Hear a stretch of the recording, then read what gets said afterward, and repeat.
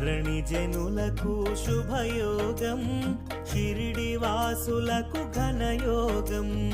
దత్త తేజమే దిగి వచ్చి సాయినాథునిగా చెరించే. ధరణి జనులకు శుభయోగం, షిరిడి వాసులకు ఘనయోగం. దత్త తేజమే దిగి వచ్చి సాయినాథుడై చెరించే.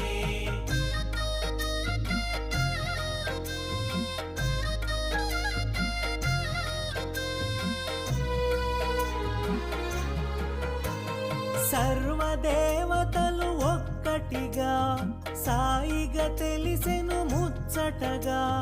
సాయని పిలిచిన వెనువెంట ఓయని